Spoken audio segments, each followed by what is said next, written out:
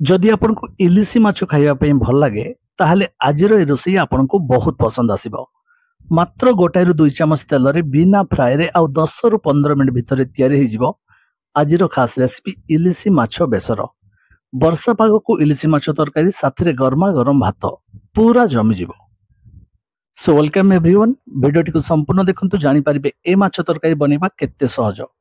आशा करूछु भिडियोटी आपन समस्त को निश्चय भल लागिवो और वीडियो भल लागिले लाइक शेयर और सब्सक्राइब निहाती करिवे।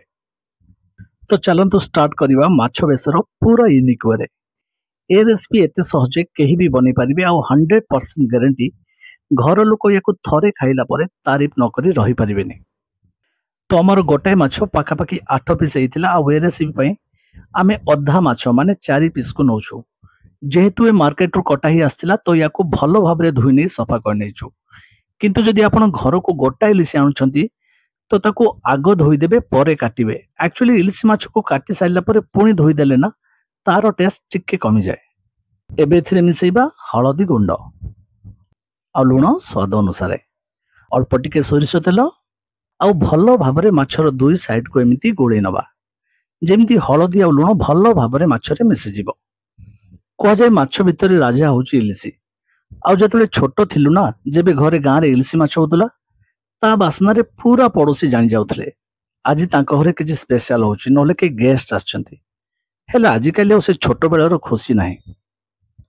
एठी माछ को भलो भाबरे गोळेबा काम कंप्लीट। आ याको टिके समय पई छाडी दबा जा द्वारा लुण माछ भितरे भलो भाबरे पसि जिवो। या भितरे गोटे बढ़िया से पेस्ट बनेबा।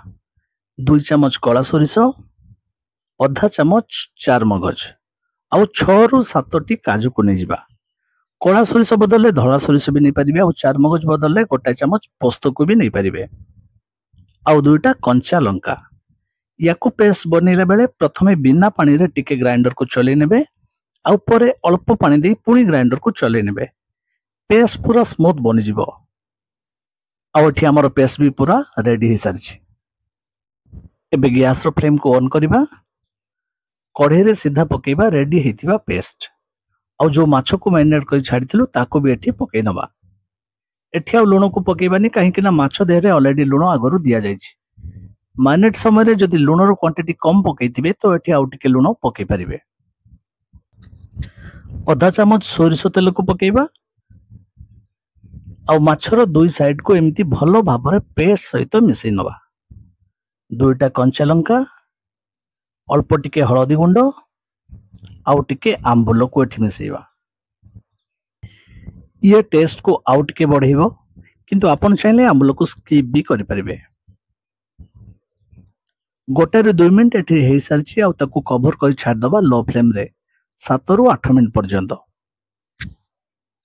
ए रेसिपी रो सबटु खासियत होची एथि माछ को फ्राई करिया पई पड़लानी आउ तेल तो देखिले टोटल गोटा रे 2 चामच काफी। ये खाइबा को एते टेस्टी बनिबो जे जत्ते बेले भी घर को इलिसी आसीबो ए रेसिपी 100% बनेबा को इच्छा हबो। ता छडा आजिकली प्राय लोक हेल्थ कॉन्शियस तो ये रेसिपी 100% ट्राई करिवे आ इलिसी माछर ऑथेंटिक स्वाद नै परिबे। आपण को इलिसी माछ पसंद कि नुहे कमेंट रे निहाती जणांदो। 7 रु 8 मिनिट परे देखंतु माछ बेसर पूरा रेडी।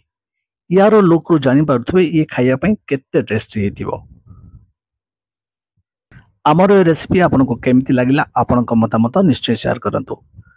तो अल्प समय रे कम तेल मसला रे इलिसी माछर यूनिक ट्रेडिशनल आ ऑथेंटिक रेसिपी निश्चय ट्राई करंतु आ गरमा गरम भात सहित यार आनंद नियंतु। आम वीडियो सेक्शन रे आहुरी बहुत सारा यूनिक रेसिपी अपलोड हेछि, आपण चाहिले देखि परिबे। पुणी आसीबो नुआ को रेसिपी सह। नमस्कार, जय जगन्नाथ।